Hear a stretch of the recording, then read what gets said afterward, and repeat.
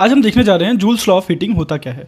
तो देखो बच्चों, जब किसी भी कंडक्टर के अंदर, ठीक है, जब किसी भी कंडक्टर के अंदर करंट फ्लो करता है, ठीक है, सपोज करो ये कोई कंडक्टर है, इसके अंदर अगर करंट फ्लो कर रहा है तो इसमें क्या प्रोड्यूस होगी, उसमें हीट प्रोड्यूस होगा। ठीक है, हीट प्रोड्यूस होगा, इसी को कहते हैं जूल्स लॉ ऑफ हीटिंग। जब भी कोई भी करंट किसी भी कंडक्टर के अंदर फ्लो करता है, ठीक है, सपोज करो आई करंट इस कंडक्टर के अंदर फ्लो कर रहा है, तो क्या होगा, इसमें प्रोड्यूस होगी हीट। ठीक है, जो कि क्या होगी, हीट डायरेक्टली प्रोपोर्शनल होगी square times of the current के, और हीट जो है वो डायरेक्टली प्रोपोर्शनल होगी रेजिस्टेंस के, इस कंडक्टर में जो भी रेजिस्टेंस था उसके डायरेक्टली प्रोपोर्शनल होगी, और जो हीट होगी डायरेक्टली प्रोपोर्शनल होगी टाइम के लिए।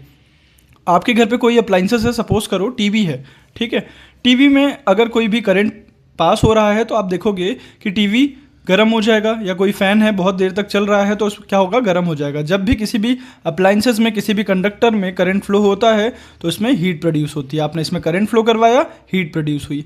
अब जितना रेजिस्टेंस होगा उसके अकॉर्डिंग हीट प्रोड्यूस होगी, ज़्यादा रेजिस्टेंस है तो ज़्यादा हीट प्रोड्यूस होगी, और जितनी देर के लिए चलेगा उसके डायरेक्टली प्रोपोर्शनल है हीट। अगर मतलब सपोज करो इस टीवी को आपने बहुत देर तक चला के रख दिया तो ज़्यादा हीट प्रोड्यूस होगी, ठीक है, कम चलाया तो कम हीट प्रोड्यूस होगी। तो ये है जूल्स लॉ ऑफ हीटिंग।